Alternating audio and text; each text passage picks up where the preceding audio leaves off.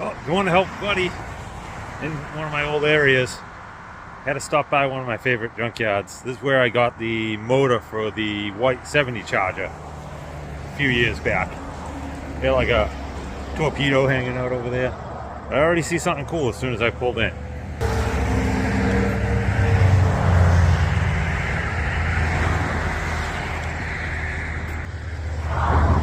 Let's go check it out.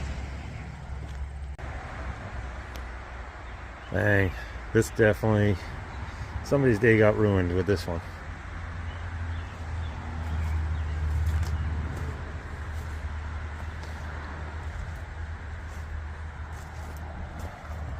Such a bummer. But thank God he had a cage in it. And a good cage at that.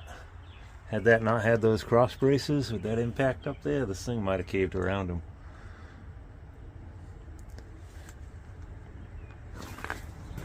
Dang. What a shame.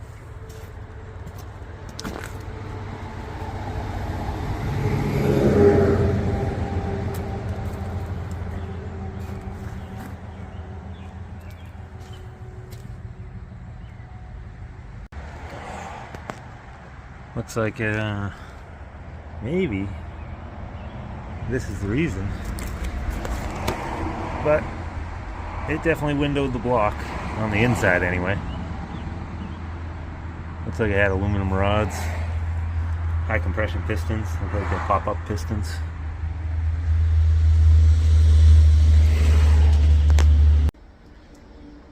Well, I didn't intend on buying a solid front axle today, but I think I'm buying the solid front axle out of that car. That's a shame. Looks like that thing was raced recently, and that crash was probably really recent. But I'll probably grab the front axle out. It might be bent, but it's got disc brakes and stuff on it, so maybe spindles at least would be good. Something like that, or leaf springs. And I asked him about a 727 big block tranny, and he said he's got an old trailer back here. Might have some. No big block ones. He's got some slant 6 ones, but he's got plenty of turbo 350s. A couple with the multi-bell housings and whatnot like that. Yeah, like. That's a turbo 350 right over there. That one standing up there is a turbo 350 with the converter still in it. It's the only one with a converter in it.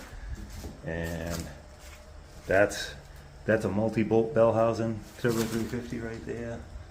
And that's another multi-bolt bell housing turbo 350. No, that one is. And then this one's a regular turbo 350. And a 200 metric over there. That's another turbo 350 back there.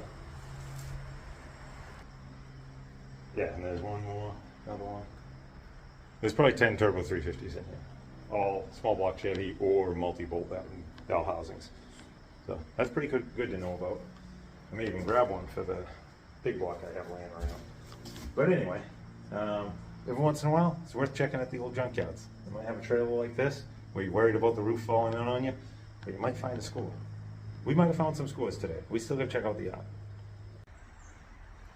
And a random full matching set of what looks to be in pretty good shape Goodyear 7.50 14s.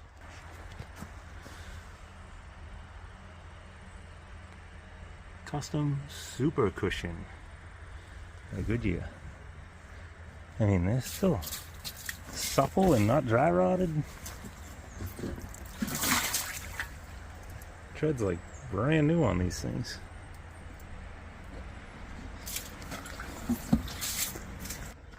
I can't think of anything I need for them at the moment, but I feel I should buy them just to get them out on the market and get them to somebody that needs them. Alright, let's keep looking around. Looking in the tire pile. Can't spend too long. I gotta go help my buddy today. Did ask about those wide white wall tires, and he only wanted $10 a piece, I think they were for it. Yeah, $10 a piece. And I checked them out. One was really dry rotted, and the other one was starting to check a little. Two were pretty decent. So I didn't. If the whole set was semi-usable, I would have grabbed them. But the one that was dry rotted is super bad. So those got left behind. If you're local and you just need 2 of them, maybe a spare or 2 or 3, go back and grab them. They were 14-inch. And always keep an eye out for old signage on box trucks. at the junkyards. So yeah, I actually grabbed the front sign off of this because it was one piece. This one's cut in four for my ex back in the day. But that's pretty cool. That's a good wall hanger. But it's a lot of rivets. It's all rivets. Maybe one of these days I'll remember to bring a punch, a chisel, and a drill and all that stuff. Alright, I keep looking. A couple minutes away on a rack. Undercover. 2-speed power glide. An aluminum one. With the converter still in it. Might have to ask about that one too. And this one, at first glance, the motor and a big old truck transmission doesn't look very appealing at all. Then in the back, got a little stockpile of old doors. I don't know if those are maybe Mustang? I don't know. Don't really know those ones. Those ones might be some sort of Mopar, the white one maybe. But either way, they don't fit anything I have. But it's always worth peeking in the random storage places, and they're everywhere. Every single thing will have something in it. So it takes time, but sometimes it's worth it. And another one, we got a LSC door, Lincoln Mark 7, I think those were. But don't know what those ones are. Look at those doors. Always be careful walking in these because the wood floors rot, so try and stay on the metal bands if it has them. I had a couple of Corvette doors, and then a couple of other older doors sitting right there too. And random stacks of rear ends. Now, I don't know 100% on identifying the Ford 9-inches, but some of those do look like the Ford 9-inches. And I know one of the telltales is you can't get a socket on some of the bottom bolts. But I don't know what in here is Ford 9-inch or other stuff, because there's a lot of axles that look similar. But there's stacks of them, whatever these are. That looks like a big 5 on 5.5 bolt pattern lug, so that probably is a Ford 9-inch.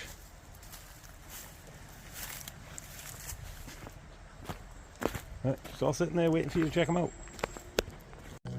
And walking through the yard to get out back where the good stuff is, and we're just creeping up on it now. Let's take a first glance.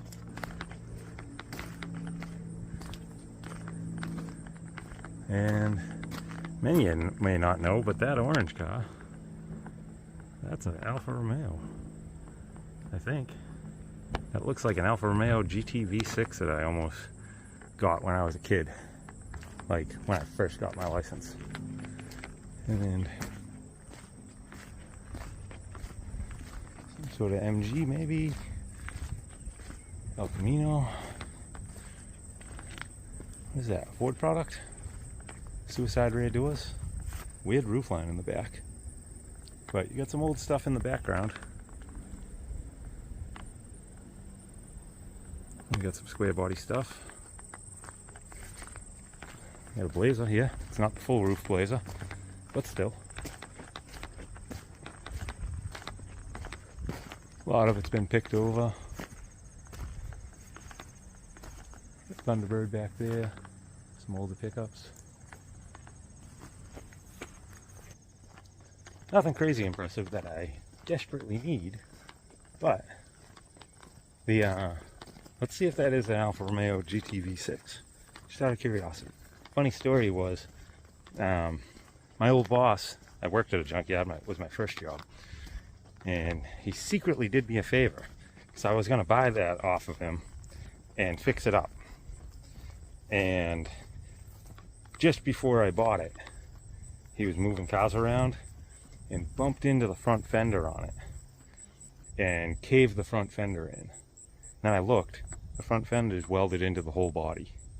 So at that point I decided not to. I was probably 16, 17 at the time. So he probably did me a huge favor by bumping into it so I wouldn't fix it, because I had some sort of weird transmission problem.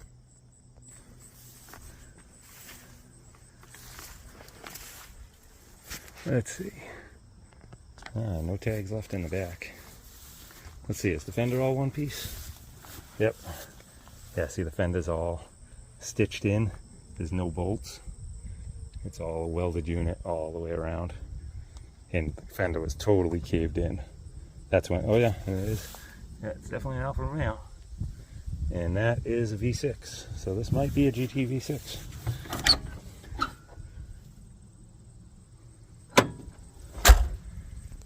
It was a cool car back then because it was just different. I'd never seen one around.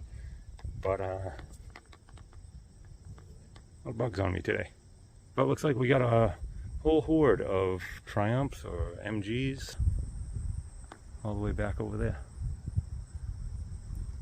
Yeah, there's Jeepster back there too. Do I need a quarter panel for a Jeepster? Grand Prix over here. What else? Well, that must have had a sound system in it. It's got a bunch of Dynamat. And somebody needed a roof and everything off that Caprice. Alright, let's see if we see anything else. There you go. We'll put this one in for my buddy Ken. Where's this Ken? Is this a Maverick? Or a, what's the Mercury version? But, Maverick platform. Probably a Grand Prix. Caddy back there, 79, 80-ish, somewhere in that era anyway. So we got like a 61-ish Chevy two-door probably over there. So we got some stuff. I'm not diving too deep today. That's a 64-ish, not Impala, because it's got the tops on the doors. But that's been here a while, so it looks like somebody got the whole back end. That's cool. But yeah, just there's some cool stuff out there. I'm not climbing in the woods today though. Sorry guys, I'm not going too deep. But look at the length of the quarter panels on that thing. I would not want to straighten one of those and go for a black paint job. Alright, let's do one little lap around the far side here and go see about the 2-speed Power Glide, the Turbo 350, and see what we can do about getting that front axle. I didn't plan on coming to the junkyard today, so I didn't bring the Sawzall cut-off wheels. I didn't bring nothing with me. I'd be surprised if I even had a jack with me. Here's a random fender skirt down there, all flattened out. So let's see if maybe they could take it out for us today. Worst case, I have enough tools where I could take it off and leave the brackets on the frame. I would love to get the brackets torched right off the frame, but we'll see what happens. And those of you that know me long term know I have a soft spot for Jeeps. So let's check this guy out. It's pretty cool. It's got a tow bar on him. So might have at some point been towed behind somebody's camper as their driver when they got to their location. But check it out. We have the tow bar hooked up. It's a V8. It's got emission tubes, so I don't know what year that is. But they named it Butterscotch. But you got the Levi Jeep. Now these used to have, doesn't have it now, but the seats were covered in a denim material. But definitely pretty cool. These were good. These are awesome. And another thing people overlook and don't think about is a lot of older junkyards, they also took in actual scrap metal. So you need random piping, flat stock, angle iron, different stuff. They'll have utility beds. They may let you cut sections out of them, and like, you know, lally columns laying around with the concrete in them, and just, you know, tons of pipe, stainless pipe even, and whatnot. Shelving units, I-beams. You know, you want to take out a wall in your garage, come here and grab an I-beam. Support that up, cut out the wall. You know, a bunch of stuff for pallet racks, probably over there, maybe, looks like. Just lots of different stuff at these yards. Yeah, so I can't encourage enough. Come here and wander around. Oh, look at the flat stock here. 1/4 inch, 3/16, all flat stock laying here. I know some of it's going to be a little rusty, but you know this stuff. Quick grinder, it'll look like new.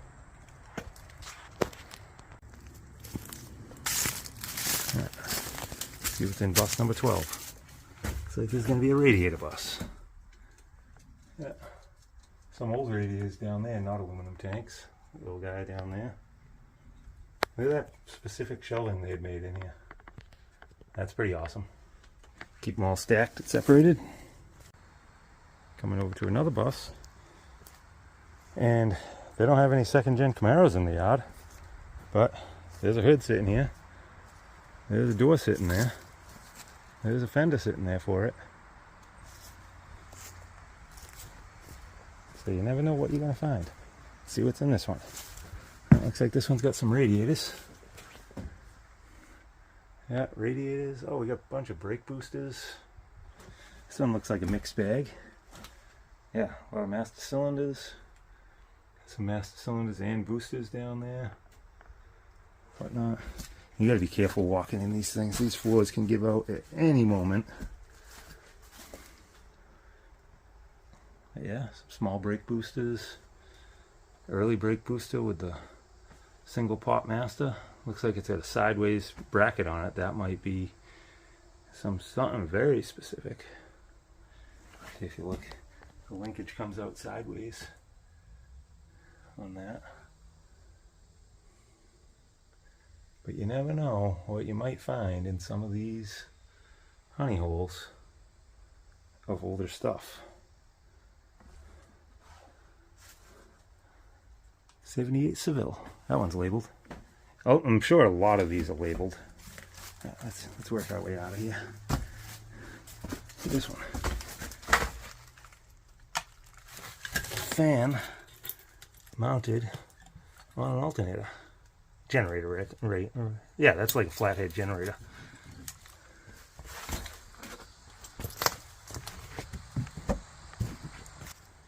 Love these places. I hope this guy never scraps out or closes. This is pretty awesome. Been coming here for many years. And we got the hubcap corner.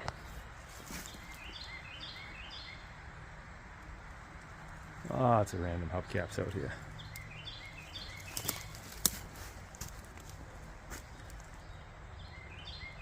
Some Dodge stuff. Some AMC stuff. There's Buick, there's Pontiac, there's everything out here.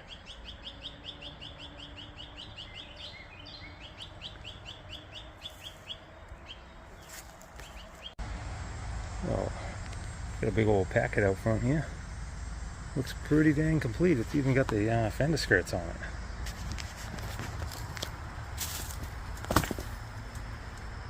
it. Fender skirt's not on this side. Still, if you went in the package, it's buildable. And how can you go wrong? Man, I want that window just to hang on the wall. The other side? Oh, the other side's missing. Dang it.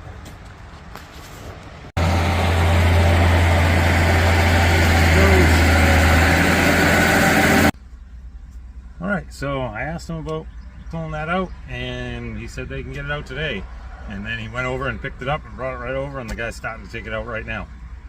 That's pretty good. So I'm getting the complete front end with the leaf springs, with the wheels and tires. I mean, one rim's mangled, tires are scuffed, and the axle's possibly bent. But it's got rotors, it's got spindles, it's got the calipers, it's got the caliper brackets, and the leaf springs look good and whatnot. And he's going to cut into the frame and take the whole leaf spring mount off with it. So so that'll be good. That'll get the brackets and everything. It'll kind of be all one and done, and possibly just order an axle itself. In the meantime, I'm going to run out the street and grab a burger and come back, and that'll be ready. And I'm going to grab the 2-speed Power Glide. 2-speed Power Glide. He said 150 bucks. And looks like it's been out quite a while, but torque converter's in it, dipstick's in it. It looks sealed up. I pulled the dipstick. There's no water in there. So I think that's a reasonable price. It's an aluminum Power Glide, and the front axle with them taking it out, 300 bucks. I think that's a pretty dang good deal. Let's I'll check in once it's all loaded up. Ooh, it is getting hot today, but there she is, and I don't see any blatant bend in the axle just yet. It very well could be tweaked, but everything we do is a gamble when you buy used from anybody, and I particularly like buying from this guy. He's an awesome guy. It's a good yard. They've been here forever. I've been coming here for a million years. So it's always worth taking a gamble with somebody you like, rather than just somebody on marketplace that's just flipping something.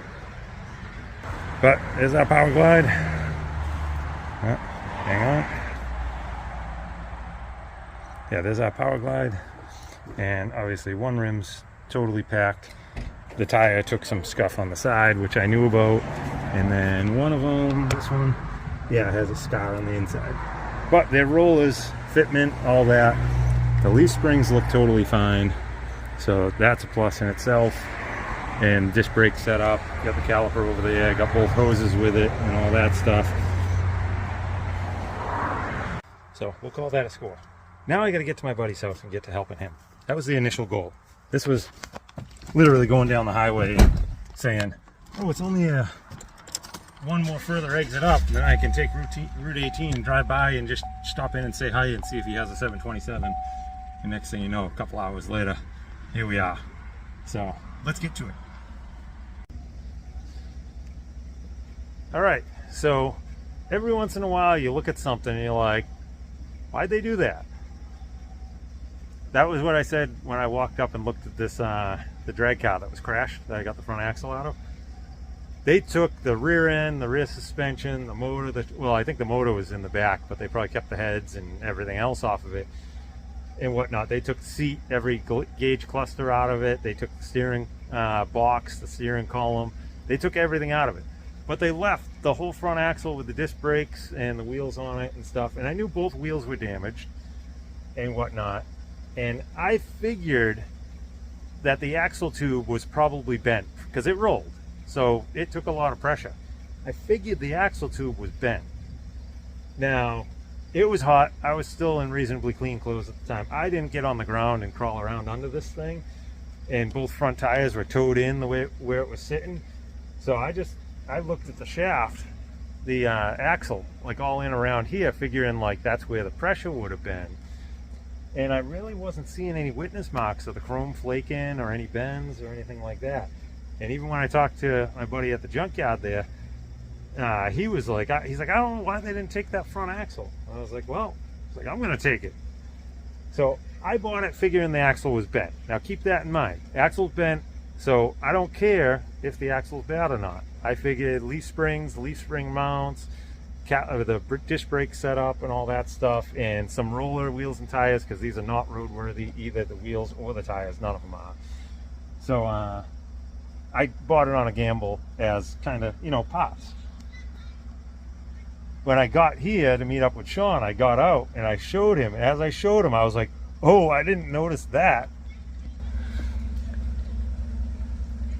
So here it is, and this side here, it's still reasonably together. They took off the steering linkages on it and stuff like that. And that's where I was looking for a bend in here, because that's where all the pressure would have, because this is upside down, this would have bent this way when it came back down on its tires. So I was looking there. What the?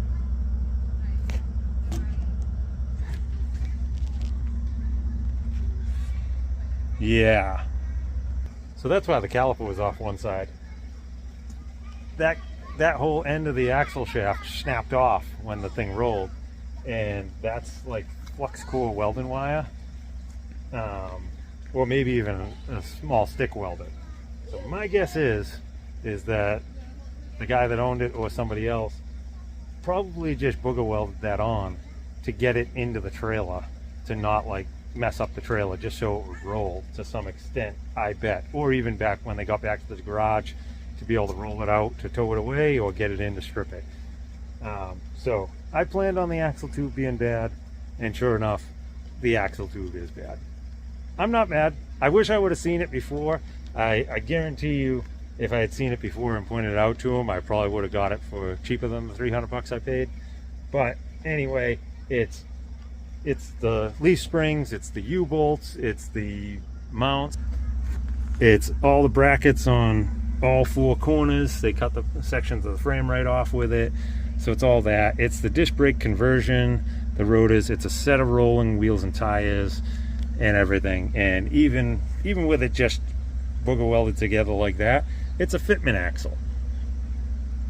Yeah, so it's like a fitment axle. You could just use it to fit it and get your ride height set and stuff like that, and then know, okay, well, when I order the next axle, I want it this wide, I want it narrower, I want it wider. You can see where the wheels fit. So I'm not mad at all. I'm still thrilled, and like I said, I'm happy giving that guy money. He's a good guy. He's always treated me very fairly in the many years I've been going there, and he's always a pleasure to deal with. Never once has he been in a bad mood, and I've been going there 30 years maybe now. It's been a long time. And then we got the 2-speed Power Glide. Yeah, so we got the Power Glide. It's got the stock converter in it and stuff. It's got the dipstick on it, and you pull the dipstick, it's clean. It's got both the linkage arms are on it and all that stuff. So I'm pretty happy with that.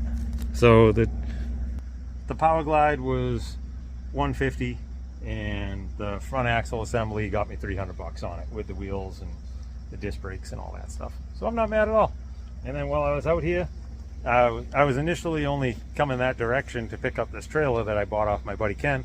Thanks, Ken. It went smooth. Trailer lights didn't work. We had a ground issue, but we solved that here while we were waiting on something to time out in the garage. So because we were working on Sean's car today, the 71 Camaro. But yeah, we got lights working. I'm heading home. It's just about to get dark, so glad all the lights are working in that. But anyway, it's always worth stopping by your junkyard. You never know when you're gonna find something that's even just worth seeing. Like seeing that guy's drag car there mangled, like you feel for the guy. Like that had to be, I really hope he's okay. I think he is, because the guy said he stopped in afterwards and he dropped off a picture of the car, I think on the track, maybe even doing a wheelie or something. I should have grabbed a picture of that. I'm sorry. But that's in his office, so maybe next time I'm by there, I'll have to go through and take a picture of that. But anyway, and I asked him on the Turbo 350s, and he's $150 each on the transmissions. He said basically you're buying them as cores, but they came out of running and driving cars at some point in their lives, and they've been in those trailers. So some of them might be okay, but he's pricing them at $150 as a core. And that was Middleborough Auto Salvage in Middleborough, Massachusetts.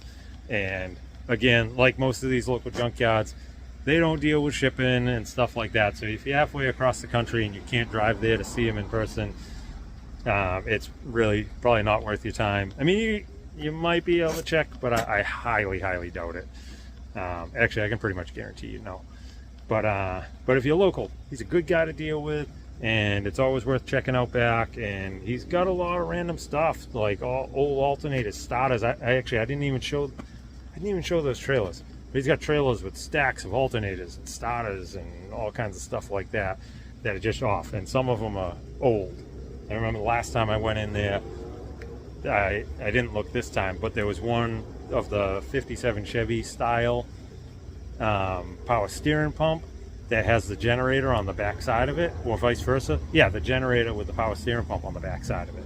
There was one of those in there and whatnot. But I hope you enjoyed the walk around at the junkyard. I hope you enjoyed the score of this. And like anything you buy, it's always a gamble. Just like that motor I bought that knowing it was a gamble. I bought this figuring the axle was at least bent, and it was broken and rewelded. There's no difference of it being broken and rewelded than it being bent. So I'm still okay with what I paid and how I got it. I'm happy to give him some money.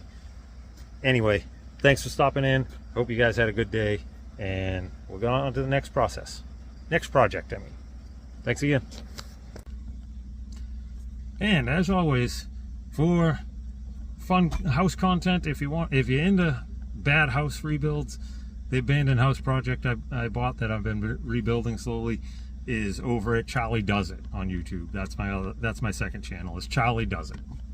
Thanks again.